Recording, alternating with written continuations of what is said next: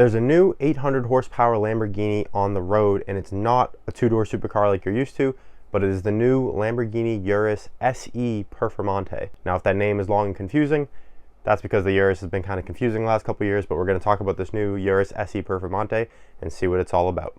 If this is your first time watching my channel, the Urus SE Performante might be new to you, but we actually talked about this car months ago in a video. So if you're not already subscribed, subscribe for me so you never miss supercar and luxury SUV news before they come out. And like the video for me, really helps me out with the algorithm. Thanks a lot. Now let's get into the new Lamborghini Urus SE Performante. Okay, so the new Lamborghini Urus SE Performante is an extremely long name, first of all, but it's Lamborghini's new hybrid super SUV. It's their most powerful and fastest Urus they've ever produced. The Urus SE Performante combines Lamborghini's 4-liter twin-turbo V8 that they've been using for years in the Urus ever since it launched. Now combined with the Urus SE's hybrid system, the Performante now makes over 800 horsepower. It's literally 801 horsepower. It's 1 horsepower over 800. No coincidence there. 737 pound-feet of torque, and they say 0 to 60 happens in just 3.3 seconds. I bet it's faster than that, just going off my gut here. Usually these cars are a little quicker than they say, and something with that much torque and that much horsepower, 0 to 60 is going to be closer to 3.1 if I had to guess, even for a heavy car like the Urus SE platform really is. The Urus SE Performante has an upgraded Akrapovic titanium exhaust. Akrapovic has always made great exhaust systems for the Volkswagen Group products. If you've ever heard like an Audi with an Akrapovic exhaust, or the Bentayga Akrapovic exhaust, or any of the Bentleys with the Akrapovic, sound great. So Lamborghini having one on the Urus SE is great. I'm sure it sounds fantastic, or as good as it can with the new regulations and sound situation over in Europe.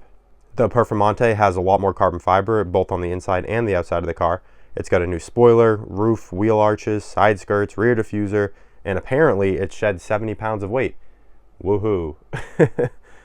When the car already weighs like 5,400 pounds, if it goes to 5,330, great. But I'm going to try and save my opinions for later in the video, because if you've seen my previous video on this, you might think you know where I stand on it. But I've actually come around to some things a little more, and I do want to talk about one really big change I think they made to the suspension that could completely transform the whole point of a Performante SUV. This new Urus SE Performante has the largest rear diffuser fitted to a Urus so far. The rear spoiler is bigger, the aerodynamics are better. Basically, it got the Performante treatment you would expect from a Lamborghini Performante named product, but on the Urus SUV instead of on a, Huracan Performante, for example.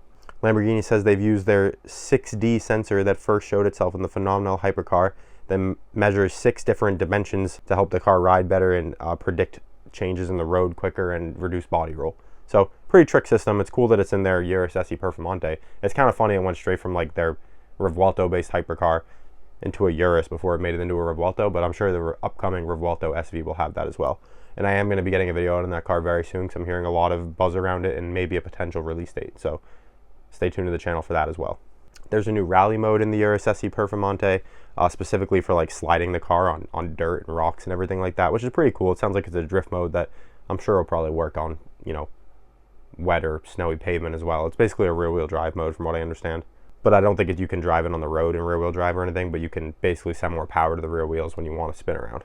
There's upgraded brakes as well, with 10% increase in braking power and 8% more efficient brake cooling. That's always good.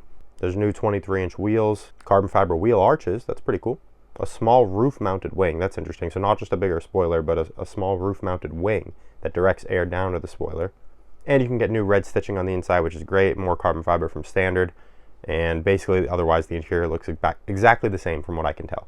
So that's all the new stats and features of the car. Let's talk about what I think about this car and why I think it actually could be a lot better than the outgoing Urus Performante, even though it's fundamentally compromised in terms of weight due to that new hybrid system. All right, so the big thing to me that I noticed on this car was it now has 2-chamber air suspension. Now, if you know anything about the Urus lineup, the last Urus Performante, the only Urus Performante we've had so far, got rid of air suspension altogether. The standard Urus had air suspension, the Urus S had air suspension, but the Urus Performante did not. It was on traditional springs. And if you've ever been in one, the car does not ride well. And it kind of ruins the whole point of having a daily driver Lamborghini, because like it rides worse than a Huracan. Personally, that's how I felt when I was in the car. So it kind of took what was supposed to be the practical, Urus usable everyday Lamborghini and made it so uncomfortable that I don't know why you would buy one for any reason other than having a Performante badge on your car. So to me, the Urus S was the sweet spot of the first generation Urus. It was it took the power of the Performante, because that was the other thing. The Urus S had the exact same horsepower as the Performante, 650 American horsepower. You still had the air suspension, you have more leather on the interior, more luxurious place to be, but you had the power of the Urus Performante and the sound as well. You could get the Akrapovic on both of them. So Urus S was the sweet spot. The Performante was lighter, but it wasn't the fastest thing around the Nürburgring anyways. The RSQA Performance and the Cayenne Turbo GT, both faster, both based on basically the same platform. So the last gen Urus Performante just didn't make sense to me. I don't know why you'd buy one over the S. It wasn't faster than the competitors. DBX 707 smokes it in drag race. Like, there was just no reason to buy one. So why do I think this new Urus Performante could be better? That 2-chamber air suspension that the Urus SE Performante, that name is going to take a lot of getting used to.